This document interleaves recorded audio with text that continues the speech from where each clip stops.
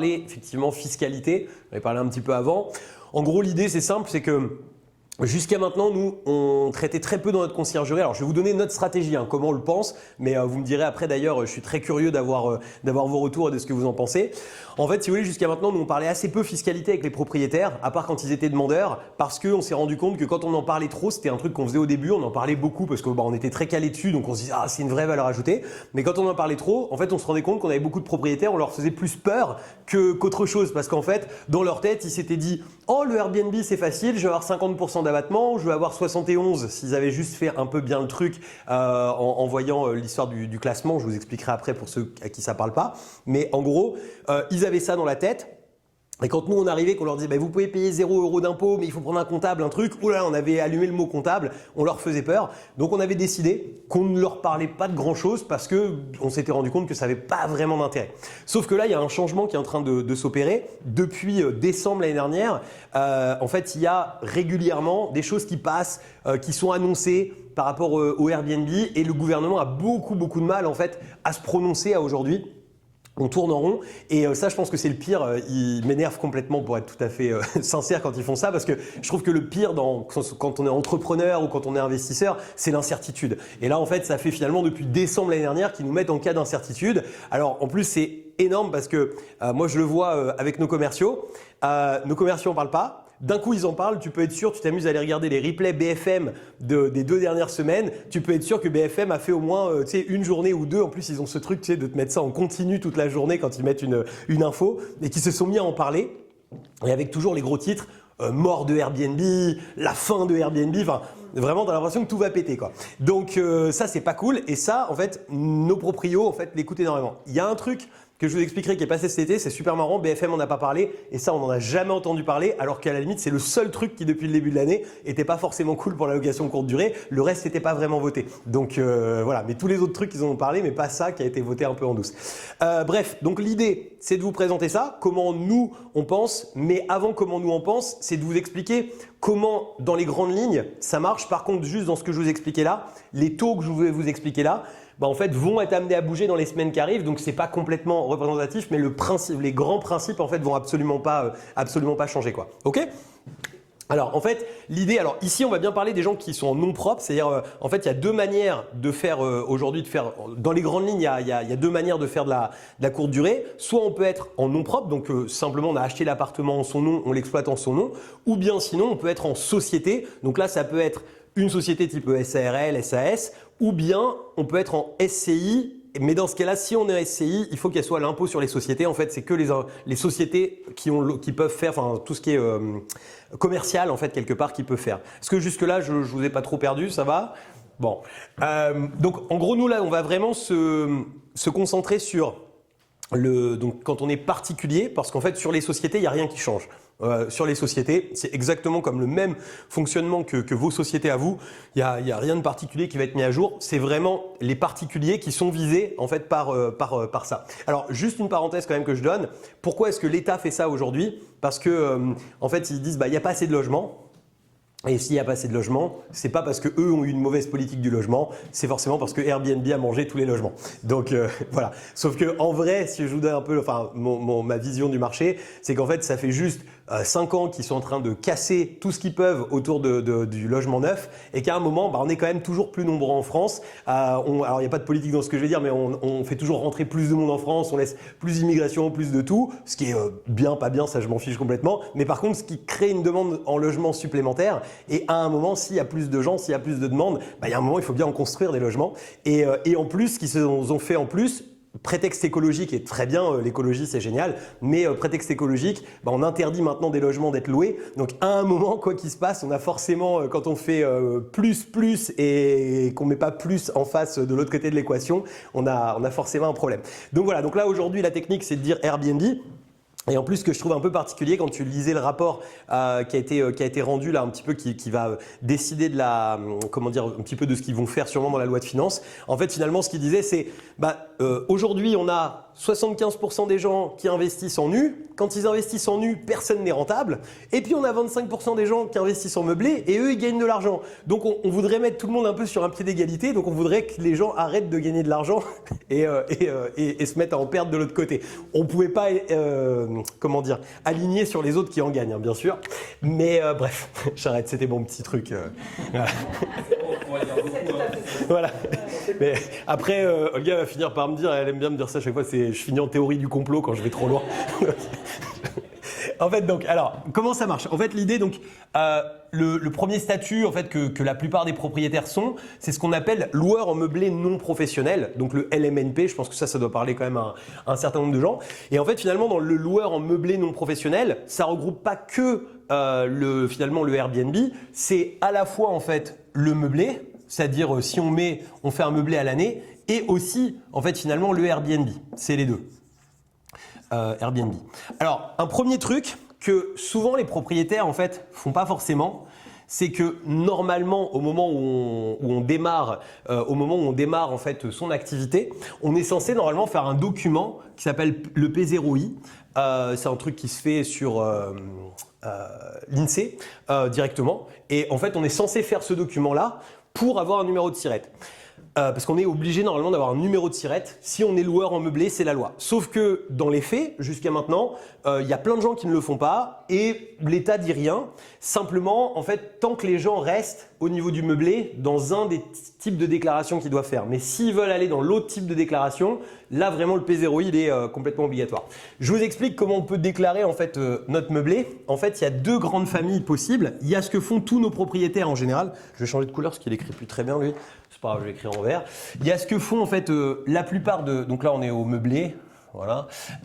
Donc la première chose en fait, c'est de faire ce que j'appelle au forfait. Et en fait, souvent les gens réagissaient avec le forfait en se disant c'est un truc génial parce que à la base, ils avaient loué en nu auparavant. En nu, on leur laissait faire un forfait de charge. Alors quand on dit un forfait, c'est j'encaisse 100 et sur les 100 de chiffre d'affaires, donc là on parle vraiment que ce qu'on a encaissé, on ne parle pas de charge ni rien.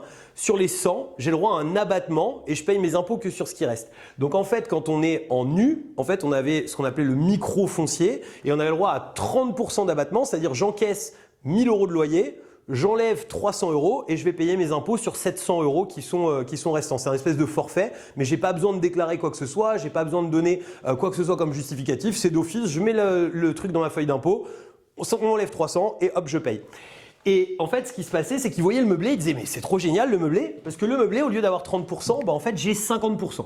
Donc ça, c'était en fait ce qui se passait entre guillemets, enfin ce qui se passe finalement jusqu'à cette année et qui va être remis en cause un petit peu dans les faits.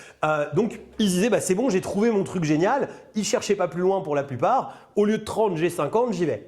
Et puis après, à un moment, ils finissaient par se poser la question, se dire mais je pourrais peut-être faire du Airbnb, ce serait pas mal, ça a l'air de rapporter plus. Et puis pour la plupart, ils restaient dans cette même manière de déclarer. Sauf que donc en Airbnb, donc effectivement, jusqu'à maintenant, on pouvait avoir ce forfait à 50%, exactement pareil. Donc là, on encaisse 1000 € Airbnb, on a 50% d'abattement. Ou bien sinon, on avait une autre technique qui était pas mal du tout, qui en fait consistait tout simplement à en gros à faire classer son meublé. Alors, c'est-à-dire en gros, vous savez, comme on a des hôtels, 1 étoile, 2 étoiles, 3 étoiles, etc. En fait, on pouvait faire classer son Airbnb exactement de la même manière. Donc, c'est un classement de meublés de tourisme. Donc, il y a une boîte qui s'appelle Atout France, A-T-O-U-T, France. C'est une société qui en fait permet de faire classer. Ça vaut à peu près 150, 170 €. C'est valable 5 ans. Et une fois qu'on avait fait ça, même si on n'avait qu'une seule étoile, c'est-à-dire on pouvait prétendre juste au classement le plus bas, en fait, au lieu d'avoir 50% d'abattement, on avait 71. Donc ça, c'était le petit truc supplémentaire que déjà les propriétaires se disaient bah c'est vachement bien, j'ai trouvé ce truc, c'est cool et tout. Donc ils payaient plus que finalement sur 29% de ce qu'ils encaissent. Donc ça, c'était super. Alors ça, je suis sûr à 99% que ça saute. C'est quasi sûr que ça saute. Pourquoi? Parce que en fait, en décembre dernier, il y a eu une loi qui a été votée par erreur qui a fait sauter tout ça. Mais en fait, ils l'ont voté par erreur, c'est-à-dire qu'il y a un gars qui a glissé ça dedans, ils ont voté ça la nuit, ils étaient un peu endormis, ils ont mis le coup de tampon, mais c'est vraiment par erreur. Ils se foutent pas de nous quand ils disent ça, il y a vraiment, ils se sont trompés. Et en fait, ce qui s'est passé, c'est quand les impôts ont vu que ça avait été voté par erreur, bah en fait, quand les déclarations d'impôts sont arrivées, ils ont dit bon, écoutez, ça a été voté par erreur, on laissera le gouvernement se redécider. Donc du coup, on laisse le choix aux gens. Soit vous pouvez opter pour la nouvelle option qui a été votée par erreur, ou utiliser l'ancienne. Évidemment, personne n'a utilisé la nouvelle, mais voilà. Mais en tout cas, ils l'ont fait comme ça. Et ils ont dit, bah, on laissera le Parlement en fait rediscuter. Et en fait, ce qui s'est passé, c'est que le Parlement a rediscuté de ça. Ils sont arrivés quasi à une décision en juin dernier, mais en juin dernier, je ne sais pas si vous vous rappelez, rebelote, on recommence à remettre de l'incertitude pour tout le monde, on dissout tout ça, on fait rien pendant tout l'été, et en fait, bah, tout ce texte Airbnb, il a sauté. Donc en fait, finalement, maintenant, dans la loi, c'est encore écrit les anciens textes. Alors, je les ai plus exactement en tête, je voudrais pas vous dire de bêtises, mais en gros, on est arrivé, je crois, au lieu des… En fait, avant, on avait 50% et 71. 71, on avait un plafond à 100, quasi 140 000 euros l'année de chiffre. 50%, on devait être à 70 000 euros de chiffre, si je dis pas de bêtises. Et là, on est arrivé à 30% en tout, pour tout le monde, en gros, avec 15 000 euros de plafond. Enfin, voilà. Mais c'est sûr que ce sera pas ça. Ce sera plus, moi en tout cas j'en suis sûr. On verra dans 3 ou 4 semaines si j'ai fait la bonne Madame Irma et si ma boule de cristal était bonne. Ce sera plus, ce sera pas aussi… Pardon ? Faut espérer. Ouais, oui, non mais je pense quand même. Mais en fait, quoi qu'il arrive, même si c'est plus, pour moi ça c'est mort, c'est-à-dire en fait c'est…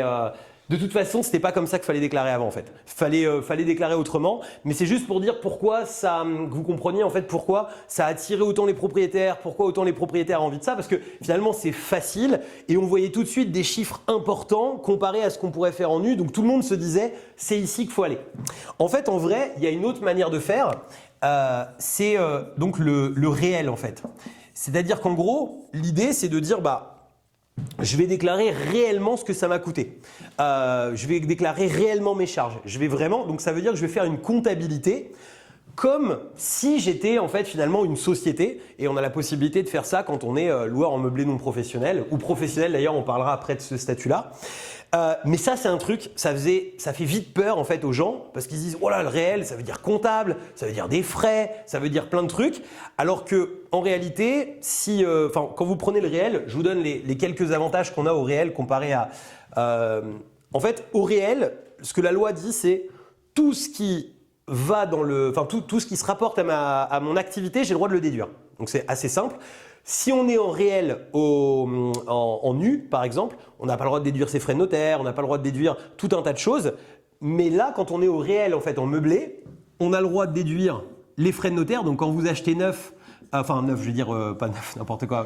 Oui, neuf éventuellement, mais ce que je veux dire, surtout quand vous achetez un bien ancien, vous venez d'acheter, vous avez 20 000 euros de frais de notaire, vous avez même le droit de les passer en charge tout de suite. Donc ça veut dire que déjà, vous démarrez, bam, moins 20 000, quoi, par exemple.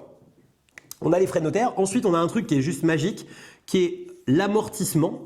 C'est-à-dire qu'en fait, on va carrément prendre le prix que tu payes le bien et on va… Alors, il y a un petit calcul, c'est-à-dire en fait, il y a 15% qui sont pour le terrain, même si c'est un appartement et que tu n'as pas de terrain, ils estiment qu'il y a un bout voilà, le terrain est un peu plus bas, mais voilà, c'est ça.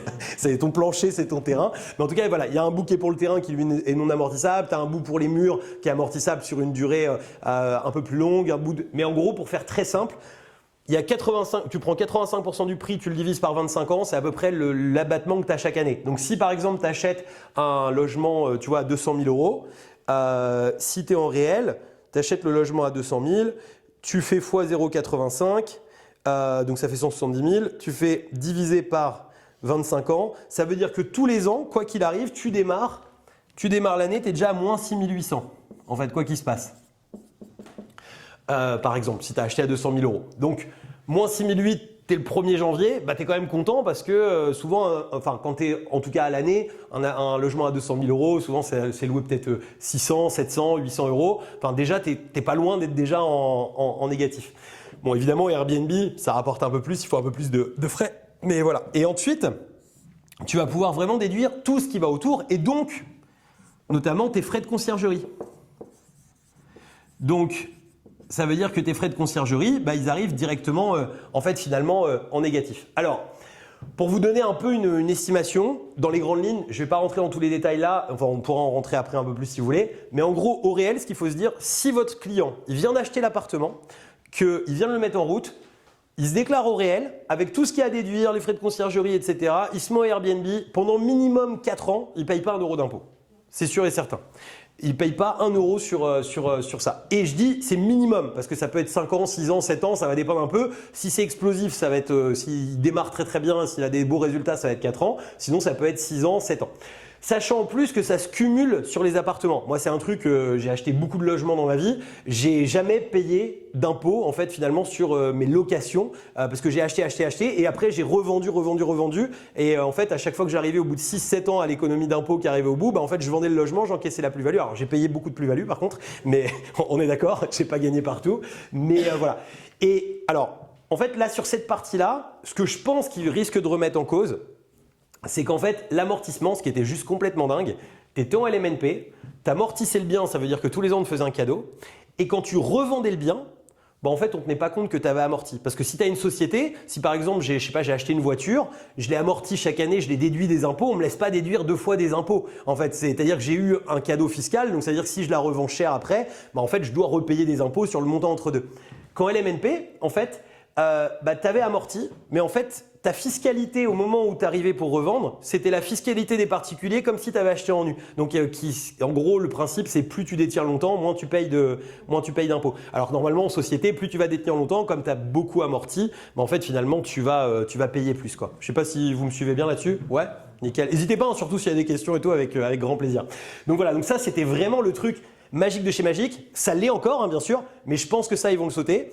Je pense qu'ils vont réintégrer dans le calcul de la plus-value. C'est surtout là-dessus qu'ils vont venir jouer, qu'ils vont réintégrer dans le calcul de la plus-value, en fait, le fait qu'on ait amorti le bien. Mais c'est grave sans être grave parce qu'apparemment, ils risquent de garder ce principe de détention longtemps et en même temps venir quand même réintégrer. Mais du coup, ça veut dire qu'en fait, ils vont intégrer. Donc, je ne sais pas comment ils comptent le calculer, mais en fait, si à tout hasard, ils l'intègrent, mais que quoi qu'il arrive, tu as quand même en face l'autre côté, ça veut dire qu'à la fin, oui, tu auras peut-être un prix à, je sais pas, sur le 200 000 que tu avais payé, tu seras à 200 000 peut-être parce que tu es arrivé tout au bout. Mais si ça fait 25 ans que tu le possèdes, comme là, il n'y a plus de plus-value du tout, et ben en fait, tu paieras zéro de 200 000. Enfin, je ne sais pas si vous m'avez suivi là-dessus aussi, mais voilà, c'était. Je suis parti un peu plus en freestyle là. Mais en fait, en gros, bah, après, je sais pas si ça vaut le coup que je vous explique complètement dans les détails parce que c'est que des boules de cristal, Madame Irma. Donc, je pense que dans 3-4 semaines, je vous ferai plutôt un truc où je vous expliquerai vraiment comment ça a été modifié. Mais en gros, l'idée, c'est juste que ce qui tend à dire de ce que j'avais vu, c'est qu'en gros, si tu veux, oui, on va utiliser l'amortissement. Donc, ça veut dire si par exemple j'ai acheté mon bien 200 000 euros, que tous les ans j'ai eu pendant, je sais pas, 20 ans par exemple, enfin ou 25 ans des amortissements dessus, ça veut dire qu'à la fin en fait, mon bien en amortissement, j'ai amorti 200 000, donc ça veut dire qu'au bout de 25 ans, en gros, il vaut 200 000 dans ma compta. Mais comme il garderait très certainement en face la fiscalité des particuliers, ça veut dire qu'en face, le pourcentage de plus-value que je suis censé payer tombe à zéro. Donc en fait, finalement, mon prix est monté à 200 000, mais je suis à zéro. Ce serait juste dans l'entre-deux où là, effectivement, les prix monteraient par rapport à avant, mais pour des longues durées de détention, en gros, ce serait toujours le même cadeau, quoi. C'était un peu ça que voilà. Si c'est plus clair, nickel. Donc voilà. Donc déjà, dans les grandes lignes, ça, c'est juste les deux grandes choses finalement à savoir. Et en fait, ce qui se passe, c'est que nous, on s'en est rendu compte, tous les particuliers allaient là. Et en fait, l'idée demain, c'est de les guider en fait pour pouvoir aller plus facilement là-dessus, pour tout simplement leur expliquer que finalement, c'est pas si compliqué que ça de faire ça et qu'ils peuvent avoir zéro impôt, voire au pire, s'ils détiennent depuis un moment, des impôts qui soient un peu proches de ce qu'ils faisaient en fait finalement en meublé. Et finalement, il y a une réflexion tout le temps que là j'ai mis dans la tête des commerciaux chez nous, c'est en fait d'expliquer aux propriétaires, de demander clairement aux propriétaires, ok, mais si vous faites plus ça, le Airbnb, qu'est-ce que vous faites en fait? Parce que si vous faites du meublé demain, en fait, c'est exactement pareil. Le meublé, il saute pareil en fait. Comme le Airbnb, ça change rien. C'est juste que vous allez faire moins de chiffre d'affaires. Donc oui, vous allez payer moins d'impôts, mais en faisant moins de chiffre d'affaires. Ou faire du nu, encore pire en fait, parce qu'on va louer encore moins cher. Donc en fait, il y a aussi un truc où je pense que il y a le réflexe de dire je vais peut-être arrêter, mais en fait, personne n'a réfléchi à ce qu'il allait faire en face s'il arrêtait. Mais en tout cas, je pense que ça peut être un très bon levier de les faire passer au réel comme ça. Après, si vous voulez, je peux vous expliquer un peu comment ça marche les charges sociales, tout ça. Mais sinon, ce que j'ai pensé à faire, en fait, c'était de… en fait, je vais vous expliquer notre strat et après vous me direz si vous voulez que j'aille encore plus loin parce qu'il y a encore pas mal de petits trucs qu'on peut avoir. Mais en gros, si vous voulez, nous ce qu'on s'est dit, bon bah ça devient une douleur pour les propriétaires. Donc maintenant, il faut qu'on en fasse un avantage. Il faut qu'on se différencie finalement des autres conciergeries. En faisant quoi finalement?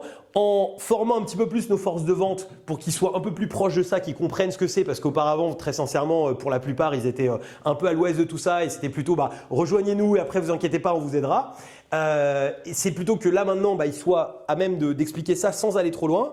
Mais que par contre derrière, en fait, on propose aux propriétaires gratuitement vraiment une véritable formation, un truc de quelques vidéos, pas compliqué, un petit peu comme quand là je l'explique là, où finalement, bon, même si on est tous un petit peu aguerris, la plupart des propriétaires le sont aussi et vont très bien comprendre. Et quand on commence à dire aux gens, vous pouvez peut-être payer 0 € d'impôt, ça, hop, ça allume des lumières et on a un peu plus envie.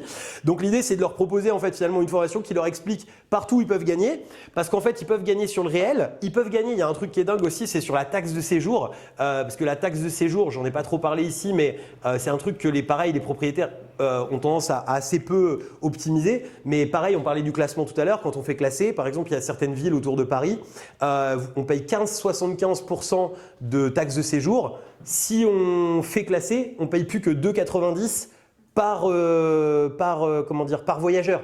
Donc ce qui change, enfin ça dépend du montant du logement évidemment et de la nuit, mais je veux dire si tu as un logement qui se loue un peu cher, 15,75 ou 2,92, ton calcul il est très rapidement fait. Donc en fait l'idée c'est ça, c'est d'avoir une dizaine de vidéos qui leur expliquent très exactement, tu vas ici, tu fais ça, tu fais ça, tu fais ça, tu fais ça. Voilà. Après, en termes de coûts pour eux, la seule chose qu'il y a à payer en fait chaque année, c'est un expert comptable. Mais il y a deux manières de faire. En fait, en gros, s'ils ont qu'un seul logement, en gros, tu en as pour 600 € à peu près l'année si c'est vraiment lui qui fait tout. Et sinon, si tu t'embêtes un tout petit peu, en gros, pour 250 € l'année, tu as des sites comme Je déclare mon meublé, je ne sais pas si vous l'avez celui-là, mais voilà, où finalement pour 250 € on peut déclarer par soi-même et la fiscalité, enfin la comptabilité meublée, c'est pas de la comptabilité de société, c'est vraiment un truc on saisit plus moins et ça sort tout seul le truc. Si on a été un peu sérieux, allez, on va dire qu'en 3 heures, on a fait la comptabilité de l'année d'un appartement, quoi. Donc, tu peux même rajouter, Loïc, je te coupe, tu peux même rajouter pour la taxe foncière. Ouais. Que peut-être on peut même réussir à leur faire sauter la taxe foncière. Foncière, non, habitation, tu parles. Elle a sauté pour tout le monde. La taxe, non, enfin, la taxe d'habitation, oui, pardon, la taxe d'habitation pour, si on leur fait une attestation, etc. Ouais, effectivement. Alors, ouais, la taxe d'habitation, en gros, le principe c'est que il y a beaucoup de villes maintenant qui veulent faire payer la taxe d'habitation quand on est au Airbnb, ce qui est d'ailleurs très idiot parce qu'en fait tu payes la CFE en face, mais le problème c'est qu'en fait il faut attaquer les mairies en justice pour avoir gain de cause et vu le montant en fait c'est pas rentable d'attaquer, donc les mairies le savent bien et certaines en jouent énormément et effectivement il y a un truc c'est que on peut faire en fait, logiquement s'ils sont en gestion totale dans une société, en fait normalement ils sont pas censés payer la taxe d'habitation. Et donc du coup, en fait, on peut leur faire une attestation annuelle, en fait, où on leur déclare qu'ils sont en gestion totale chez nous, qu'ils bénéficient pas du bien pour eux. Ça peut être aussi une stratégie d'ailleurs pour modifier le contrat et pas autoriser les 60 jours et leur dire dès le départ, moi si vous voulez, regardez, vous pouvez économiser la taxe d'habitation si vous prenez jamais le bien pour vous. Du coup, en fait, ça permet on leur fait une attestation. Alors, je dis bien attention parce que y a des mairies qu'en font qu'à leur tête, t'as beau avoir l'attestation, t'as beau avoir ce que tu veux, ils veulent que ça paye et ils sont terribles. En fait, il y a très longtemps, ils ont commencé à vouloir instaurer comme ça la taxe d'habitation et en fait, il suffisait de dire bah non, moi je vais jamais dans mon logement et normalement c'était censé sauter et en fait du coup, il y avait plein de mairies qui se sont mis au fur et à mesure des années à en faire qu'à leur tête. Il y a eu la loi après qui a dit si on est dans un contrat de gestion qui a clarifié ça, il n'y a pas besoin. Et malgré le fait qu'il y ait ça, on a encore régulièrement des gens des mairies qui abusent de leur pouvoir. Chez toi, mais en résidence secondaire. Ouais, en résidence secondaire, tu la payes, ouais. Ouais, c'est ça. C'est que pour. Des fois, tu peux réussir à la faire sauter pour les propriétaires justement avec ça, et c'est un plus pour les propriétaires. Exactement. Parce que normalement, c'est le locataire qui paye. C'est ça. On change de locataire toutes les semaines.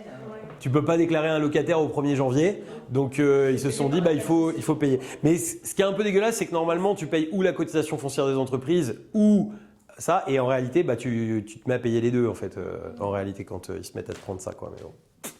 Voilà. Et du coup, si tu zappes bon, imaginons que... Attends, je vais faire un truc, si vous voulez, comme ça, pour la vidéo, ce sera encore mieux. Je vous passe juste un petit micro, vous parlez juste dedans, comme ça. Ok. Comme ça, en fait, on entendra les questions. C'est bon, ça Voilà, fonctionne. ouais. Oui, du coup, si on imagine qu'ils zappent l'amortissement, Oui. du coup, est-ce que par rapport au statut LMP, tu vois, il y aura plus trop de barrières parce qu'en fait, Ah bah, le ce sera à LMP, peu près la même chose, ouais, c'est la même exactement. chose que du Entre coup, les en deux, on sera LMP, très- tu récupères pas l'amortissement, enfin, il est.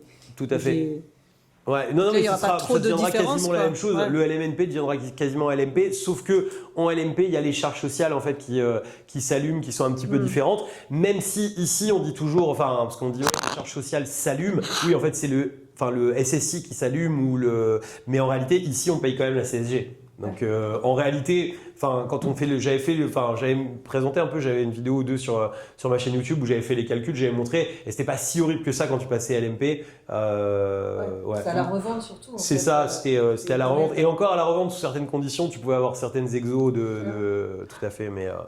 Mais si ton chiffre d'affaires, en gros, il est en dessous de 120 000, tu peux avoir une partie d'exo. Et finalement, c'était pas si terrible que ça. Moi, j'ai vendu quand même un paquet de logements en LMP. Après, c'est pareil, je les avais pas depuis, je possédais des logements depuis genre 7 ans, tu vois, ou choses comme ça. Et c'était pas, j'ai pas payé des plus-values gigantesques comparé à si j'avais été. Voilà. Par contre, sur des durées très longues, là, effectivement, ça peut quand même faire une vraie différence. On va voir ce qu'ils vont faire, mais l'un dans l'autre, pareil, le propriétaire, enfin, tu vois, est-ce que tu vas remettre en cause le Airbnb pour ça? Souvent, les gens ils regardent plutôt juste le bout de leur nez, c'est-à-dire en fait combien je paye maintenant et pas combien je vais payer peut-être parce que dans 6 ans, ma fille va partir et donc, enfin, c'est quand même plus rare que ça pense comme ça. Et surtout, à nouveau, à la limite, bah, de toute façon, tu compares au nu. Tu auras tellement payé déjà pendant des années en fait que quelque part, bah oui, tu as économisé un petit peu sur ta plus-value à la fin, mais en fait, c'est pas fou quoi, entre deux quoi. Mais ouais. Voilà. Des questions peut-être ou... Dans 3 semaines, on sera fixé. Ouais, 3-4 semaines après, tu sais, c'est toujours pareil, ça va dépendre. Ça va. Et si entre deux, il n'y en a pas à nouveau un qui. Ouais, c'est ça. Non, mais ouais, ça va se fixer dans 3-4 semaines. Mais comme d'habitude, en fait, ce qui est chiant, c'est l'incertitude. Et c'est vraiment ça. Et moi, c'est vraiment le travail éducationnel que j'essaye de faire tout le temps. De dire non, mais vous inquiétez pas, en fait. Moi, depuis 2013, je suis dans le Airbnb. Depuis 2013, tous les ans, tu peux être sûr qu'il y a un truc qui s'annonce. Par contre, oui, c'est ça, si, j'ai oublié une chose qui est importante. Il y a quand même un truc qui s'est allumé cet été. Et alors, ça, personne n'en a parlé. C'est la TVA. En fait, la TVA sur les locations, et ça c'est un vrai truc. Alors personne n'en parle, donc moi j'en parle pas trop, mais parce que, voilà. Mais en gros, ils ont, en fait, je sais pas si vous vous rappelez de cette règle-là. En fait, il n'y avait pas de TVA sur le Airbnb, à part si on était considéré comme du para-hôtelier. Et en gros, pour être considéré comme para-hôtelier, il fallait proposer un certain nombre de choses, c'est-à-dire en fait avoir au moins 2 services parmi 3 qui existaient, qui étaient les petits déjeuners, qui étaient le ménage pendant le séjour et qui étaient, je ne sais plus, je l'ai perdu là, mais enfin c'est pas grave. Mais en gros, non, c'était pas le nettoyage du linge, c'était, enfin, en tout cas, ce qu'ils ont rajouté maintenant dans le, ah oui, si, accueil physique. Ah oui, accueil. Voilà. Et en fait, ce qu'ils ont fait là, c'est qu'ils ont dit, parce qu'avant, en fait, en gros, si tu faisais un ménage entre les séjours, c'était pas un ménage pendant le séjour, donc c'était bon. Et en gros, si tu faisais des entrées autonomes, bah en fait, pas de problème. Et si en fait tu avais que l'un ou que l'autre, bah pas de problème non plus. Et les petits déjeuners, on est très peu nombreux en fait à les proposer. Et là, en fait, ce qu'ils ont fait, c'est qu'ils ont dit les entrées autonomes, enfin les entrées assistées. En gros, j'ai pas le texte exact, mais en gros, ils ont clarifié le texte et ils ont rajouté une petite ligne qui dit les entrées assistées eh bien, deviennent considérées comme entre guillemets une entrée qui est faite, c'est-à-dire que si tu es guidé par informatique, en fait, c'est comme s'il y avait quelqu'un qui était venu. Donc la condition tombe.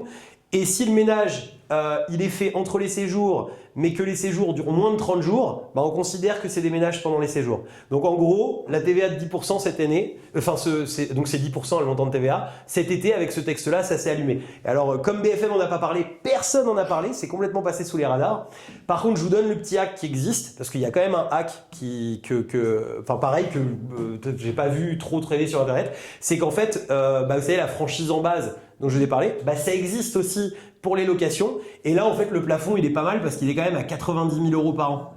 Et donc, ça veut dire que tous les loueurs qui font moins de 90 000 € par an de chiffre d'affaires, s'ils prennent l'option, et par contre, il faut avoir pris l'option franchise en base, si tu as pris l'option franchise en base, et ben en fait, c'est parti, tu es là-dessus. Et normalement, quand tu as fait, en fait, ça se prend quand tu fais le P0I, et normalement, quand tu fais le P0I, bah, tu cochais cette case d'office parce qu'en fait, tu savais pas trop comment te. Enfin, en fait, comme tu te considérais comme un para-hôtelier, tu disais bah je prends franchise en base. Donc voilà. Par contre, effectivement, ceux qui n'auront pas fait le P0I comme ça arrivait régulièrement et qui feraient beaucoup de chiffres, bon bah là, je pense qu'il y a une incertitude. Je sais pas, je suis pas contrôleur des impôts, donc je sais pas comment ils interpréteraient le truc. Mais en tout cas, si vous avez quelqu'un qui vous parle de la TVA sur les locations, qui a tout hasard entendu parler, bah en fait, du moment qu'il fait moins de 90 000 € de CA par an, et quand même si là, parce que souvent la plupart des propriétaires c'est quand même plutôt des monos, double proprio, bah en fait souvent ils font quand même plutôt moins de 90 000. Bah en fait il suffit qu'ils aient bien fait leur P0I, qu'ils aient bien choisi franchise en base, et à partir de là, en dessous de 90 000, en dessous de 8 000 € par mois, ils sont pas assujettis à TVA, quoi. Donc voilà. Et bon, on est pas mal. Ouais. Des questions? Moi j'ai une question, mais ce sera perso. C'est sur la déclaration là. Je la pose du coup.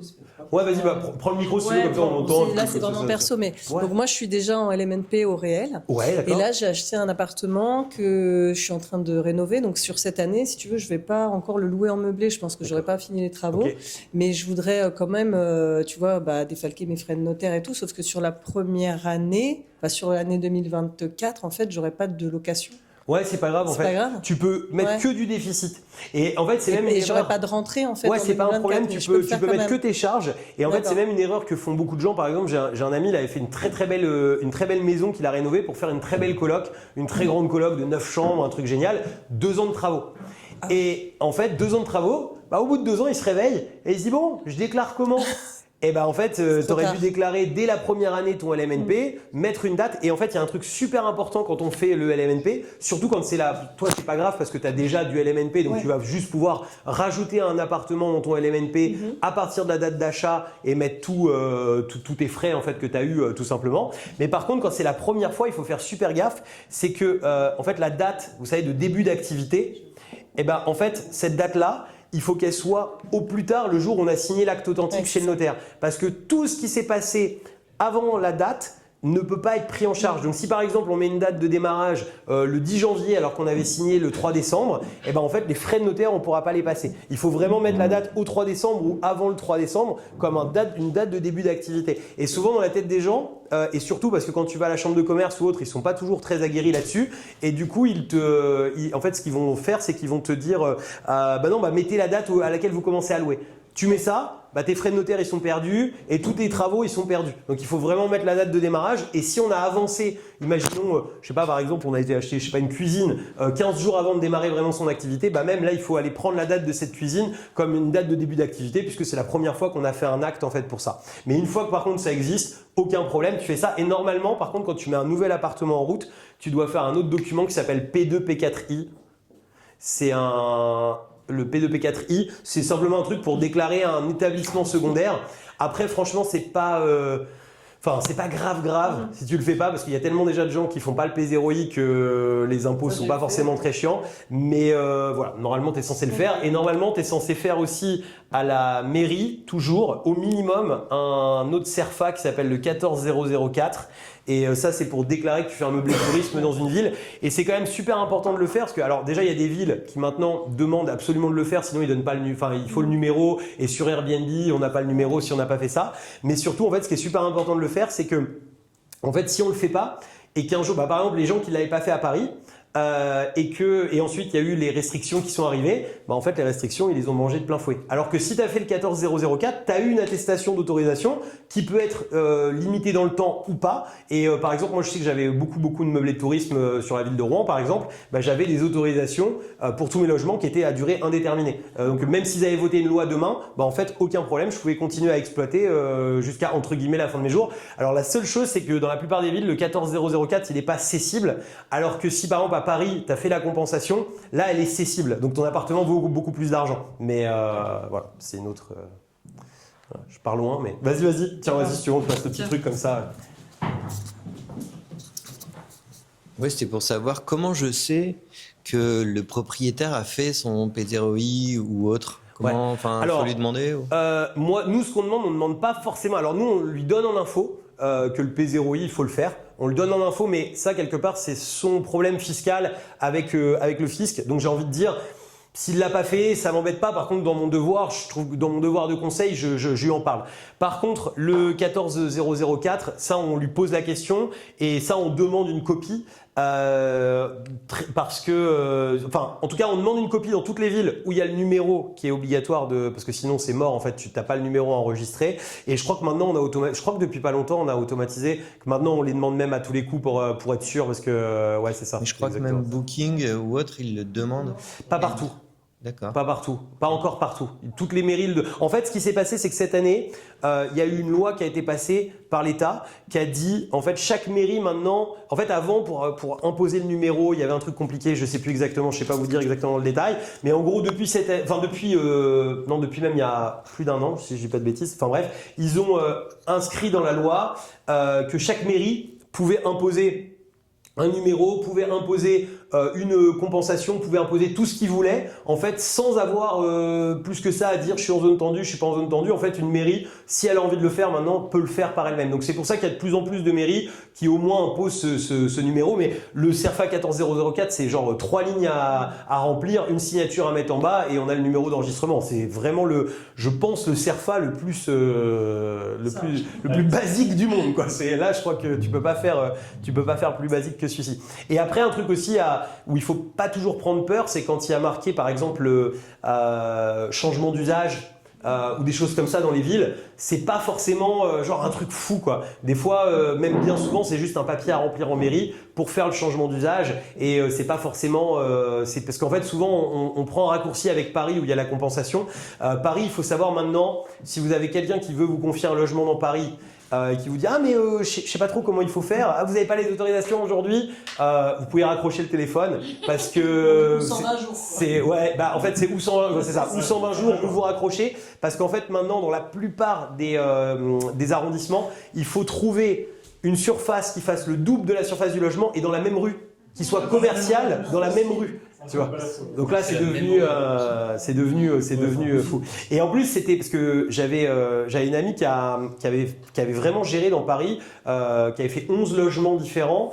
Qui a été chercher les surfaces de compensation, etc., qui avait fait ça vraiment bien, parce qu'il y avait, en fait, il y a eu une période où, si tu veux, la surface de compensation, elle pouvait vraiment être assez éloignée, et il y avait tout un business, en fait, de surface de compensation, où, quand des gens transformaient des bureaux, en fait, en appartements, ils revendaient, en fait, ces droits-là à des gens qui voulaient faire des Airbnb. Donc elle, en fait, elle a jamais transformé réellement, elle a que acheté des droits de cette manière-là. Et en fait, ces droits ne sont pas forcément attachés à un logement, c'est-à-dire qu'en fait, elle pouvait les commercialiser éventuellement à quelqu'un d'autre. Donc en fait, ils avaient une valeur, donc c'est bien, c'est qu'elle avait soit un logement avec compensation qui pouvait avoir une valeur globale plus importante, ou bien sinon, revendre juste le logement à part et prendre ce droit à louer sur Airbnb et le revendre à quelqu'un d'autre. Alors, ce qui était toujours un peu bizarre, c'est que tu as un droit pour 14 mètres carrés, mais en fait, tu n'as qu'un logement de 11. Enfin, mais en tout cas, le plus peut le moins. Donc, si tu as un droit de 27, tu as un logement de 24, c'est bon, quoi.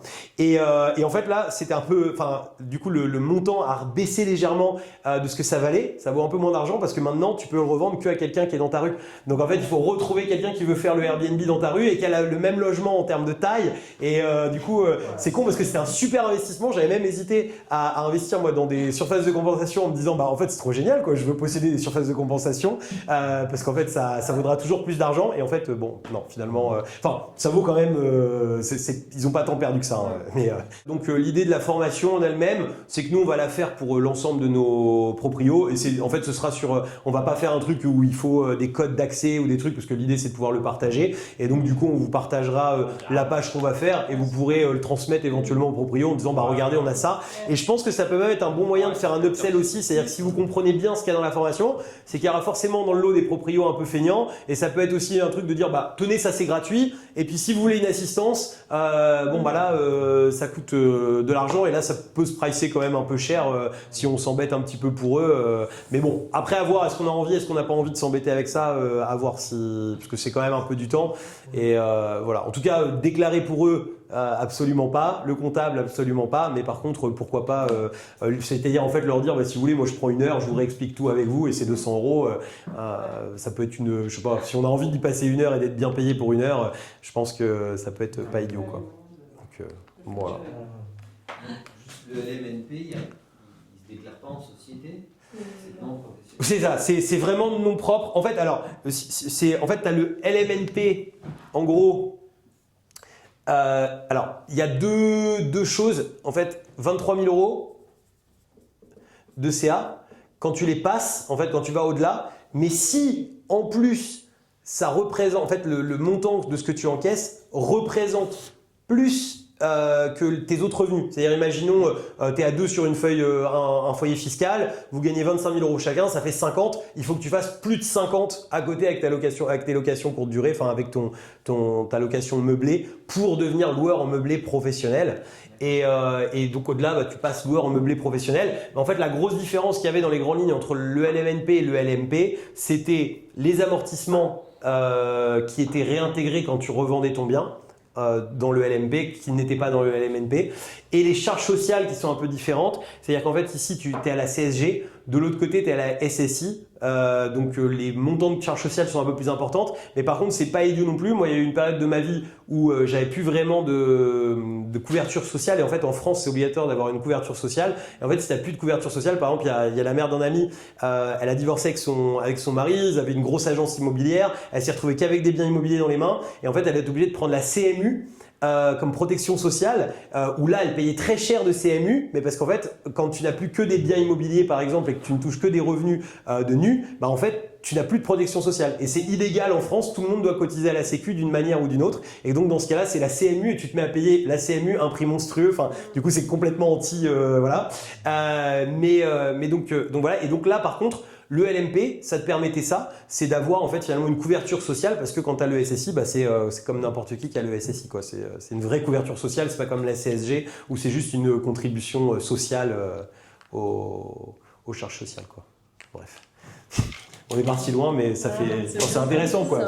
Et en fait, moi je vous invite vraiment à un truc toujours, c'est que c'est un truc, je trouve, qui est un peu chiant au premier abord, tous ces trucs de fiscalité, mais en vrai c'est trop bien parce que c'est pas si compliqué. Moi je sais pas, je trouve que c'est, en fait, vous voyez, quand je vous l'explique là, en fait finalement c'est pas si compliqué que ça, faut juste aller lire ce qui se passe, et quand tu le lis et que tu le comprends, en fait pour moi c'est un peu t'es un peu Superman sur la feuille d'impôt, parce qu'en fait ça change énormément de choses, et en France surtout quand tu fais de l'investissement immo, mais ça décide complètement si tu as fait une bonne affaire, une mauvaise affaire. Tu peux avoir acheté super bien et puis en fait pas du tout rentable, juste parce que derrière t'as juste pas déclaré avec la bonne chose, quoi. Vous imaginez les propriétaires qui faisaient pas le réel, qui étaient à 50% de forfait sur, allez, j'en sais rien, 1000 balles par mois. Donc 1000 balles par mois, ça fait 12 000 balles par an. Ça veut dire que 6 000 € par an, si tu fais ça pendant 10 ans, ça fait 60 000 €. 60 000 €, si tu es à 25% d'impôt, ça veut dire que tu as perdu au moins 15 000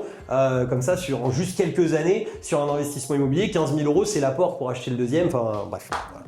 Bon, je sais que vous êtes tous convaincus, je ne suis pas là pour vous convaincre, mais, mais voilà. Bon, bah nickel.